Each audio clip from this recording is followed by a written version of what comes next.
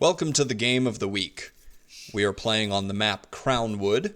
If you're not familiar with it, you can see on the mini-map that there are these hills that are covered by large forests, and all of the patches of trees immediately around your TC are much smaller.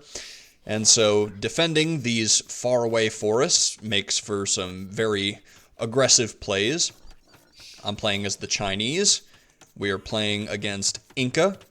I've been practicing a new build order, scouts into archers. I have been thinking that my multitasking is not terribly good, and so maybe having to balance scouts with managing a unit transition, even in feudal age, would stretch me beyond my limits and maybe help me get a little better at multitasking, so we're trying that out. My scouting wasn't great in the early game, so you can see I have that lumber camp up north on just a few trees, but we are doing the usual Dark Age things, and my opponent has this beautiful settlement. Even though he's got the small wood line, he can justify that with being able to take gold here as well, so that is just such a good-looking settlement placement. For the Scouts into Archers build, I have been favoring civilizations that are able to do both Scouts and Archers well, so that I can pivot when needed. You've been seeing me play a lot of games with Portuguese. They get the gold discount, so if I end up going for a double gold comp, it's easier to do with Portuguese. And the Chinese, with their really good eco, their flexible tech tree, and their overall really good economy, I think Scouts into Archers with them is quite good. So we're doing the normal Dark Age things. I'm up to feudal. My opponent has built their barracks and is going to put out some champions. So for this matchup against the Inca, I thought that the Scouts into Archers would be especially good because I will definitely want some cavalry out there to counter his incoming champions. So I'm out here building my barracks because I'm getting harassed by these two champions. Thankfully, I managed to wall myself in before it becomes a problem. Will finish the barracks relatively in time. I'm into feudal age, so I don't get my stable up as soon as I would like. But my villagers are defended, and through the corner, I will build the stable here. This one villager is idle, but again, he's not dead, and we'll take it. So I do a little scouting of his base, see what's up. Nothing terribly alarming. I'll put down some initial farms. Now my stable is up, and I run my villagers out. Thankfully, I managed not to lose any, and he is just going to try to beat down my barracks with his champions. So I'm trying to get my economy set up, get a few farms out, and get my scouts. We are producing them, I believe, into the stable at the moment. Just because the champions are surrounding it, I don't want him to be able to pick them off. And then once I get a few farms down initially, I'll be able to put up this range here, and then go on to gold. So that's the basic theory behind the build order I'm learning.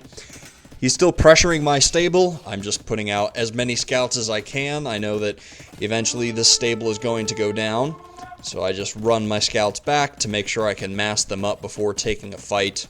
And we're just sitting here, developing my economy, and he is continuing to run over with the champions.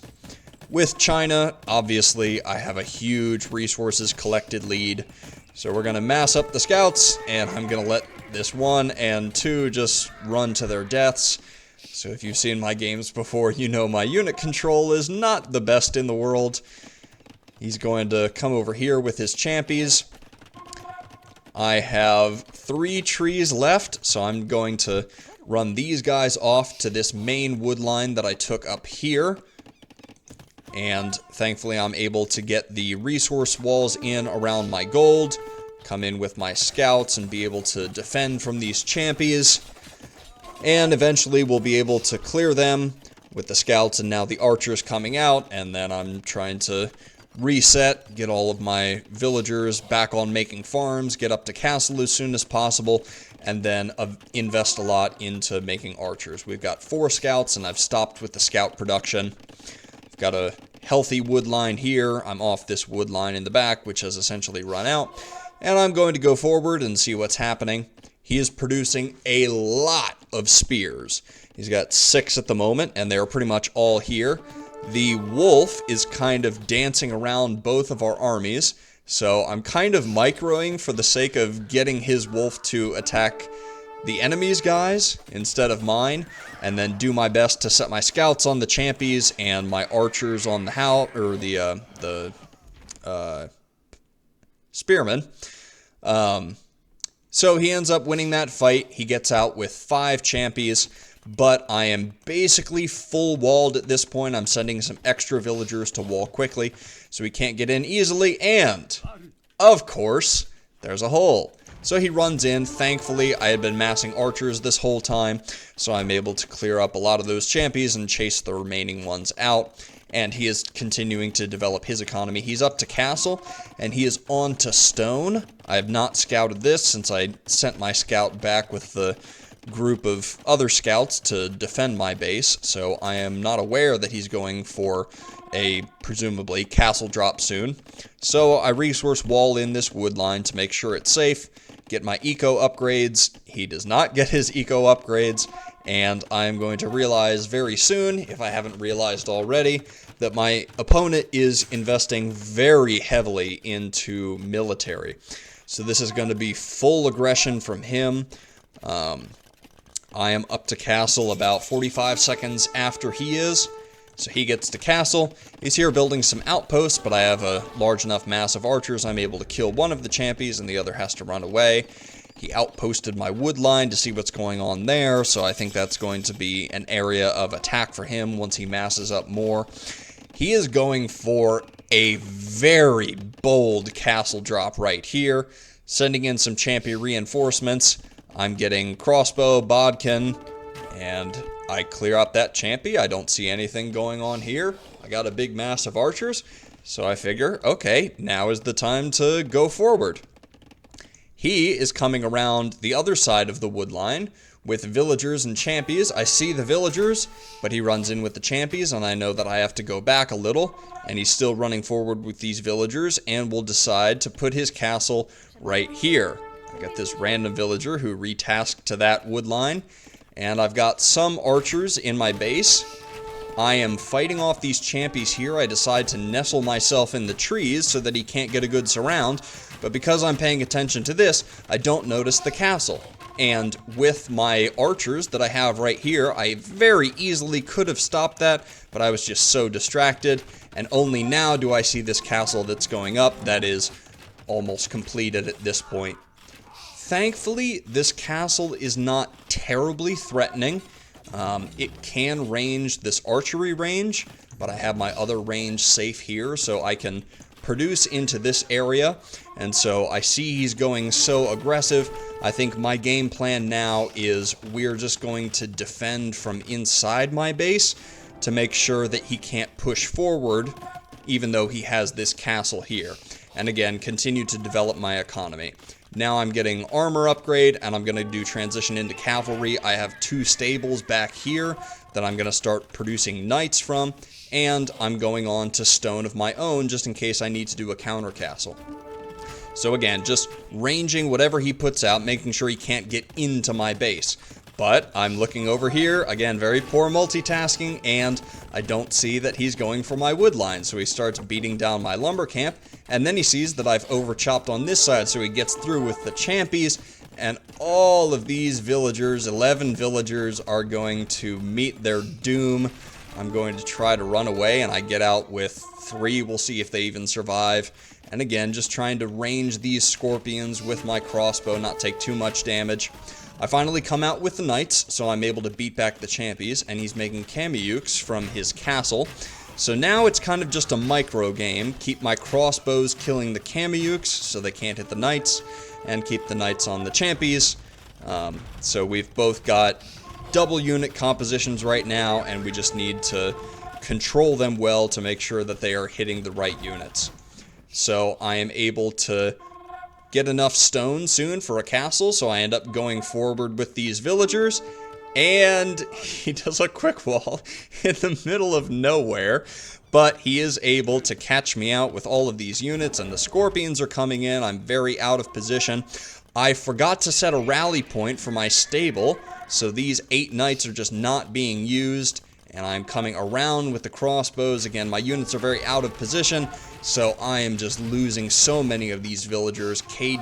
Eco KD is 23 to 0. So then, again, come in, try to do the best micro, knights onto the scorpions and crossbows hitting the Kamiyuks, and we're able to clear this up well. I have both upgrades, attack and armor for my cavalry, so the knights are going to be the main unit I'm focusing on, and I have Bodkin with the crossbows, but don't quite need armor right now because my cav are going to be the meat shield. I very boldly go forward with these 3 villagers, and I say, I am putting down this castle one way or another. And again, in my base, he has put down a TC on this secondary gold, and again, just leaving a few archers here. He goes for a very aggressive forward castle, and my archers just so happen to be standing on it. I go for a forward castle on his base with 3 villagers, but quite a lot more army. So I have reinforcements here to defend. He starts construction of this castle. Again, I don't see this because I'm focused on so much. He's coming out with the scorpions, but when I do realize, again, knights on the scorpions and the crossbows are going to be killing these Kamiyuks and then eventually getting onto the villagers, and he sees that his castle is not going to go up successfully, whereas my castle, even though it's really not the best placement in the world, it does range his TC, but it was a bit of a cowardly castle. My castle is certainly going to go up. He has no military at home. He's down to 2 Kamiyuks and 3 Scorpion. He has 60 villagers, and I would have the villager lead if he didn't take out 23 of my villagers on that wood line. But it was a little too late. You can look at this. I am 4,000 resources collected ahead. Again, China, what are you going to say? They're just so good economically. Able to defend this castle, able to place one of my own, and then I suppose from here it would either be push onto his base or go up to imp. This was a really fun game. It was very nerve-wracking, even though I was ahead in score for pretty much the entire game. It just felt like I was losing because he was so aggressive. Thankfully, I was able to realize that and purposefully stay on 1 town center, make quite a lot of military, 2 range crossbows, 2 stable knights, get all of my upgrades, do some decent micro fights against his Kamiyuk and Champi mass. And then when we're able to get this forward castle, that's enough for him to just tap out. You can see in the later portions of the game, he really racked up his idle town center, 9 minutes of idle TC, and I'm keeping it around 133. And with China, you're going to have about 25 seconds by default, even if you're perfect with your timings. So yeah, I think just staying in it for the long run, zoning him out and making sure that this castle couldn't really get him anything was a good play, and I'm loving this scouts into archers and then being able to go into Expo Knight if need be and choose which unit I invest into. It is a lot of fun. It's very flexible. I love China to be able to do things like that. So really fun game, really aggressive, kept me on my toes, and ended up squeezing out a victory from that one. So any tips, I would welcome them in the comments.